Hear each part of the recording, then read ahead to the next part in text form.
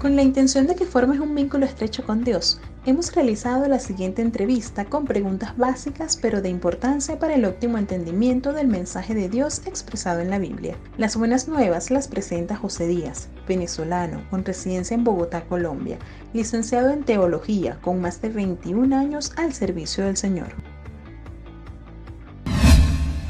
¿Por qué y para qué nos creó Dios? Dios nos creó para que lo glorifiquemos su nombre. De hecho, en Génesis 1:26 dice, Dios, hagamos el hombre a nuestra imagen y semejanza. Entonces, es la única criatura que fue creada a la imagen de Dios. Tenemos ese privilegio de ser creados a imagen de semejanza de Dios. De hecho, lo creó santo, lo creó sin malicia. Ese es el Adán antes de Génesis 3, que desobedece. Y ese era el ideal de Dios, que el hombre fuera perfecto, que gobernara su creación. Pero el hombre cuando peca, entonces se rompe esa relación con Dios y ya no lo estaba glorificando. En el Antiguo Testamento dice Isaías 43:7, dice, todos los que son llamados en mi nombre, para gloria mía los creé. Ahí vemos justamente eso, Isaías diciendo para qué fue, cuál fue el propósito de Dios al crear al hombre. ¿Qué es la Trinidad y cómo sabemos que existe? Lo insensato de Dios es más sabio que todo el hombre y nuestra mente, nuestro entendimiento no da para tanto. O sea, no hay algo en la naturaleza que pueda ser comparado con la Trinidad. La Trinidad, como su nombre lo indica, son tres personas, pero que constituyen un solo Dios. Y sí, la Biblia habla tanto en el Antiguo Testamento como en el Nuevo Testamento acerca de la Trinidad. En Génesis 1:26 dice hagamos, es un plural, que es en Génesis 11, cuando la torre de Babel, 11:7 dice, Dios, descendamos y confundamos su lengua. La palabra hebrea que se utiliza para Dios, Elohim, es un plural y dependiendo del contexto significa, se está refiriendo a los dioses paganos o al Dios verdadero. Entonces, pero es la misma palabra y es un plural. En el Nuevo Testamento vemos mucho la Trinidad. Vemos en los evangelios cuando el episodio del bautismo de Jesucristo, donde está el Señor Jesucristo, el Espíritu Santo que desciende como paloma y luego escuchamos la voz de Dios diciendo, este es mi Hijo amado en el cual tengo complacencia. En la Gran Comisión, Mateo 28, dice el Señor Jesucristo, cuando nos dice cómo vamos a ser discípulos, dice bautizándolos en el nombre del Padre y del Hijo y del Espíritu Santo. Pero el texto que más me gusta es el que utiliza Pablo en 2 Corintios 13:14 y les dice, la gracia del Señor Jesucristo, el amor de Dios y la comunión del Espíritu Santo sea con todos vosotros. Entonces es un tema que, como vemos, va desde Génesis hasta Apocalipsis. Toda la Biblia habla de un Dios trino, un Dios que es uno solo, como dice el Shema, que es lo que dice Deuteronomio 6, cuando dice, oye Israel, Jehová tu Dios, uno es. Entonces es un solo Dios, pero a la vez expresado en tres personas, Padre, Hijo y el Espíritu Santo. Y la Biblia es claro en eso. ¿Qué es politeísmo? El politeísmo, como le dice la misma palabra, una palabra compuesta, poli, que son muchos, y teísmo, que se refiere a Dios. Entonces vemos que el pueblo de Israel estaba rodeado de pueblos politeístas, tenían muchos dioses, los Baales, Astarot, y pare usted de contar, eran muchos dioses. Entonces en el Nuevo Testamento también los paganos, los gentiles, adoraban dioses paganos, Afrodita, Venus, Baco, cualquier tipo de dioses. Los egipcios tenían muchos dioses también, pero nuestra doctrina de la Trinidad nos enseña que hay un solo Dios y la Biblia habla justamente de Dios. Cuando estudiamos la Biblia nos podemos dar cuenta que el papel preponderante en el Antiguo Testamento lo tenía Jehová, Dios el Padre. Luego cuando en los evangelios vemos la vida y ministerio de Jesucristo y vemos que el papel principal lo desempeñaba Jesucristo como Dios. Y luego en las epístolas, en el libro de Hechos y las epístolas, vemos al Espíritu Santo actuando como personaje principal en cuanto a lo que es Dios. Y por supuesto morando en nosotros los creyentes.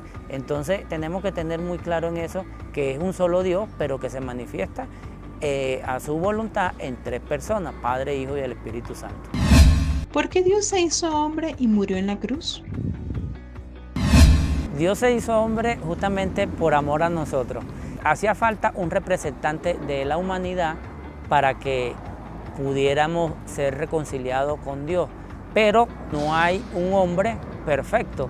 Todos pecamos porque los que descendemos de Adán tenemos esa naturaleza pecaminosa que nuestra carne nos lleva al pecado. Entonces tuvo que venir un hombre, en este caso vino Dios, encarnó, tomó la forma de siervo y tuvo las tentaciones que nosotros tenemos, pero sin pecado. El autor de Hebreos dice que no tenemos un sumo sacerdote que no pueda compadecerse de nuestras debilidades, sino uno que fue tentado en todo, según nuestra semejanza, pero sin pecado. Entonces, para que en el Antiguo Testamento veíamos que los sacrificios necesitaban un cordero sin mancha, un cordero que no tuviera ningún defecto. Eso apuntaba a un hombre que no tuviera ningún pecado. Y todos sabemos que todos somos pecadores, como dice Pablo en Romanos 3:23, por cuanto todos pecaron y están destituidos de la gloria de Dios. Todo hombre es pecador. Entonces hacía falta un hombre que no tuviera pecado para que ese sacrificio fuera acepto a Dios Padre y calmara su ira, porque lo que merecíamos era la muerte. Entonces por eso tuvo que encarnar el Señor Jesucristo y fue obediente, dice Pablo en un himno que lo cantaban en las iglesias primitivas, que no tomó nada, no tuvo en cuenta nada en ser a Dios, no se aferró a eso, sino que se humilló a sí mismo tomando la forma humana y teniendo la forma de hombre, se humilló a sí mismo y fue obediente hasta la muerte y muerte de cruz. ¿De qué nos salva Cristo? Jesucristo nos salvó realmente de la muerte, porque dice Pablo en Romanos 6:23 que la paga del pecado es muerte. Obvio, entonces todo hombre y mujer, por supuesto, lo que merece es la muerte, pero Jesucristo pagó el precio por nosotros. Entonces vemos allí, Pablo dice que Jesucristo vino, nos liberó del pecado, nos ha liberado eso, del pecado, porque éramos esclavos del pecado, de Satanás. ¿Por qué? Porque lo que hacíamos era constantemente lo malo. Y el apóstol Juan en su primera epístola nos dice que para eso vino el Hijo de Dios, para deshacer las obras del diablo. Y vemos que la obra del diablo fue desde en el huerto del Edén romper esa relación, esa comunión que tenía el hombre con Dios. El mismo Pablo en Romanos nos dice que ahora que habéis sido libertados del pecado y hechos siervos de Dios, tenéis por vuestro fruto la santificación y como fin la vida eterna. Entonces ahí vemos claramente, nos salva del pecado, nos libra del pecado y entonces ahora somos siervos de Dios. ¿Pueden salvarse las personas que no conocen a Cristo? En el Evangelio de Juan, en el capítulo 14, verso 6, dice el Señor Jesucristo: yo soy el camino y la verdad y la vida, y nadie viene al Padre si no es por mí. Claramente vemos que solamente a través de aceptar el sacrificio del Señor Jesucristo y aceptarlo como Señor y Salvador es que vamos a tener una relación y vamos a ser salvos. Juan 1:12 dice: a los que le recibieron, a los que creen en su nombre, les dio la potestad de ser hechos hijos de Dios. Es claro que solamente a través del sacrificio de Jesucristo es que podemos tener reconciliación con Dios. ¿Es necesario tener fe para lograr la salvación? Sin fe realmente no podemos agradar a Dios. Dice Pablo en la carta a los Efesios, en el capítulo 2, versos 8 y 9, dice: porque por gracia soy salvo por medio de la fe, no por obra para que nadie se gloríe. Entonces la fe es imprescindible para alcanzar la salvación. ¿Cómo podemos tener fe? Realmente la Biblia nos enseña, y más que todo el Nuevo Testamento, que es Dios quien pone la fe. porque nosotros andamos perdidos en nuestros delitos y pecados y tenemos el entendimiento entenebrecido, y para nosotros, para uno, la cruz de Cristo, hablar del cristianismo es simple y llanamente locura. Entonces, cuando Dios nos quita en su gracia, en su misericordia, nos quita esa venda que tenemos en el entendimiento, entonces es que podemos tener esa fe. Es Dios quien realmente nos llama, quien nos busca. Muchas veces decimos, yo estoy buscando de Dios, no es Dios quien nos busca a nosotros, y es Dios quien nos da la fe. Entonces, una persona que Dios le da la fe, nunca la va a perder. Entonces, nuestra fe va aumentando a medida que perseveramos en los caminos del Señor y somos agradecidos y nos damos cuenta que realmente es Él quien nos ha dado la fe y nos sostiene hasta este día. Dios creó el universo, pero no lo dejó a su libre albedrío, no, Dios lo sustenta. Dice Pablo en Colosenses, en capítulo 1, que Dios lo sustenta justamente con el poder de su palabra. Entonces, la fe, cuando tenemos fe realmente, nunca la vamos a perder. ¿Por qué? Porque es un don de Dios. Entonces, todo el plan de salvación tiene su inicio y su término en Dios. Dios hizo ya todo. Nosotros lo único que tenemos es que creer. Solamente eso. ¿Es más feliz el que cree? Indudablemente sí. Y eso podemos verlo tanto en las epístolas del Nuevo Testamento como en el libro de Hechos. Vemos personas realmente felices, y en los padres de la iglesia, los mártires, que entregaron su vida y fueron felices de haber ofrendado su vida para que el evangelio se extendiera. Entonces, justamente Pablo exhorta en varias de sus epístolas que nosotros permanezcamos en gozo, porque el gozo, la felicidad, por decirlo de alguna manera, del creyente no se basa en las cosas externas, en las cosas materiales, sino se basa en un gozo interno. El Señor Jesucristo nos prometió y nos ha cumplido que nos iba a dejar una paz, su paz que el mundo no puede dar, que el mundo no conoce, y esa paz nos hace mantener la confianza y la tranquilidad aún en medio de las peores circunstancias, en medio de cualquier tribulación, en medio de cualquier enfermedad, en medio de cualquier carencia. Yo he tenido el privilegio de visitar hermanos que están en un lecho con una enfermedad terminal, y para ir a consolarlo, y resulta que uno es el que sale fortalecido, sale consolado, porque vemos la alegría y la felicidad que tienen, porque nosotros tenemos algo que no tiene el mundo, que es que nosotros tenemos una esperanza, que es la que Pablo habla cuando le escribe a la iglesia de Tesalónica, de esa esperanza que es la vida eterna. Entonces, si nosotros vamos a dejar este mundo, vamos a ir a un mundo mejor, porque vamos a estar con el Señor. Entonces, en eso se basa la felicidad y el gozo del creyente. Una esperanza que no lo tienen los que aún no han creído en Dios, pero que nosotros sí tenemos. Si Dios conoce mis pensamientos, sentimientos y necesidades, ¿por qué debo orar? Debemos orar porque es un mandato de Dios. Dios nos manda a orar constantemente. La oración es un recurso espiritual que el Señor nos dejó para nuestro propio crecimiento espiritual, valga la redundancia. Y Dios dice en su palabra, Mateo 7, nos dice, pedid y se os dará, buscad y hallaréis, tocad y se os abrirá. Y justamente la oración, cuando yo oro, aun cuando Dios sabe todo, porque Dios es omnisciente y es omnipresente, obviamente sí, antes que la palabra salga de nuestros labios, ya Dios sabe lo que es. Pero en la oración sería una forma como de nosotros mostrarle a Dios que confiamos en Él, que le pidamos. Él es nuestro Padre Celestial, y un hijo a quién le va a pedir las cosas que necesita. Le pide justamente el Padre. El Señor Jesucristo en un episodio de los Evangelios, diciéndole a los judíos, le dice, si vosotros siendo malos le dan buenas dádivas a su hijo, ¿cuánto más vuestro Padre Celestial?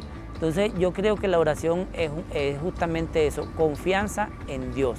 Yo puedo estar pasando por alguna tribulación, por alguna aflicción, pero yo confío en Dios y le pido, y sé que me lo va a dar si estoy pidiendo de acuerdo a su voluntad, y obviamente en su tiempo que es el perfecto. El mismo Señor Jesucristo, cuando encarnó, siendo Dios, oraba constantemente a Dios el Padre.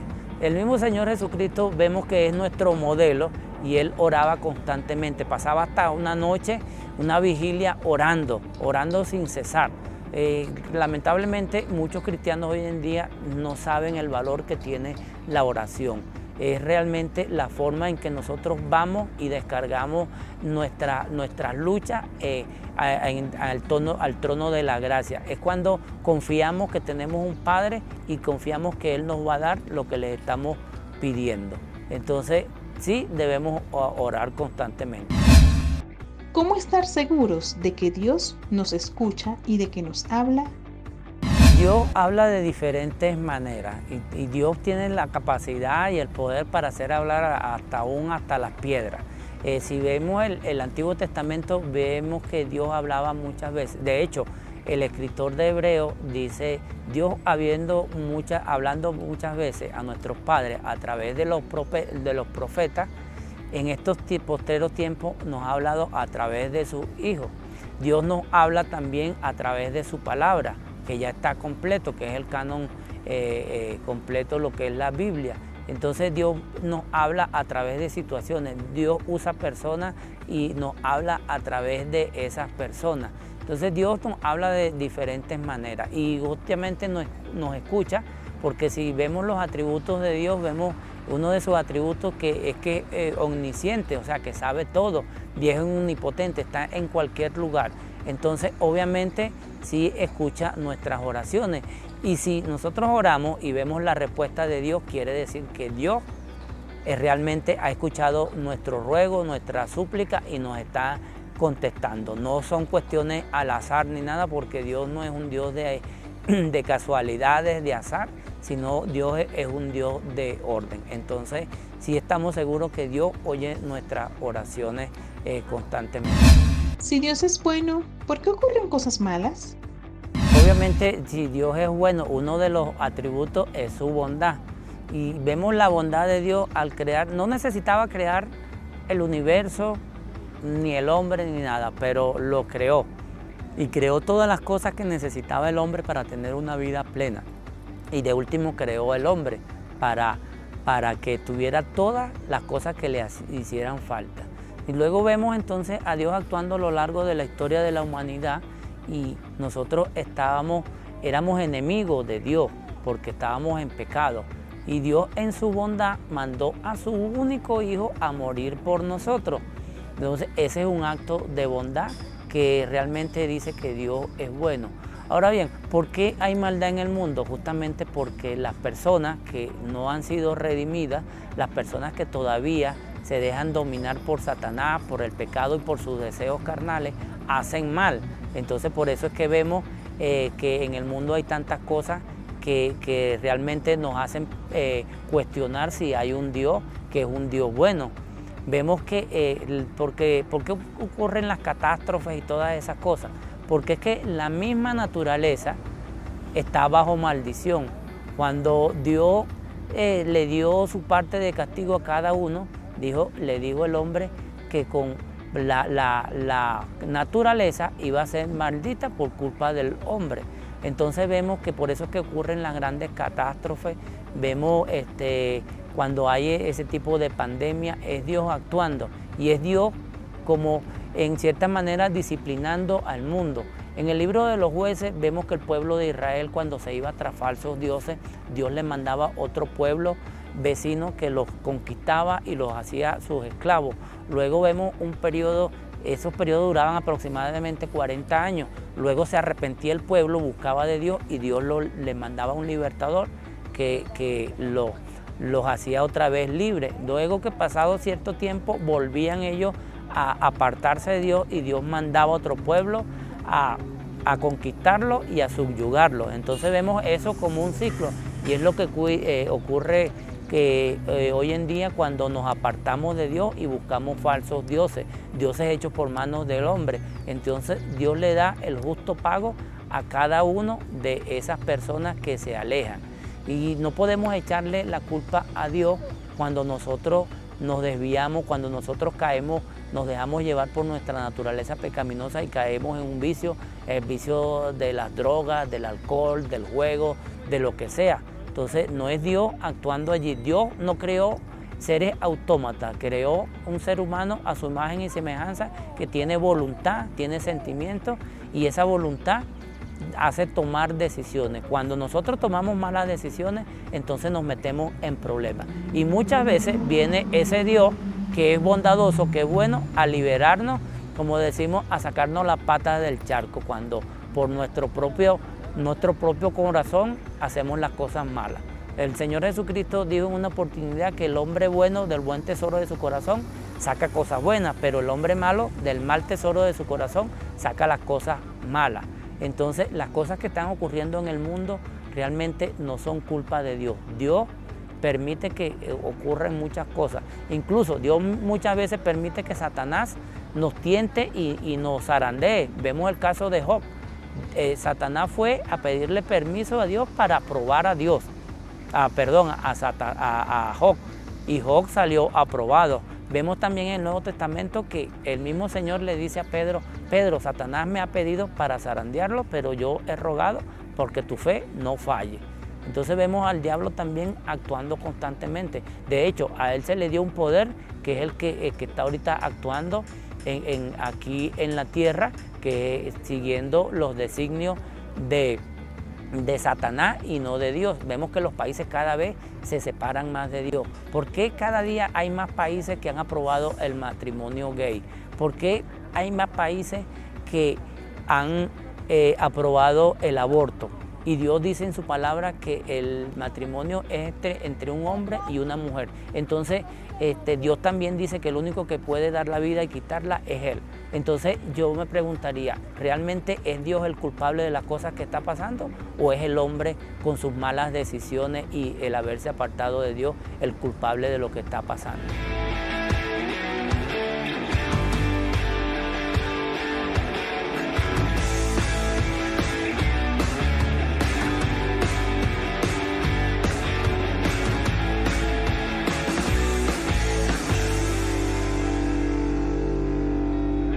¿Por qué estamos hablando de todo esto? Tiene un propósito, y es que nosotros somos embajadores de Cristo.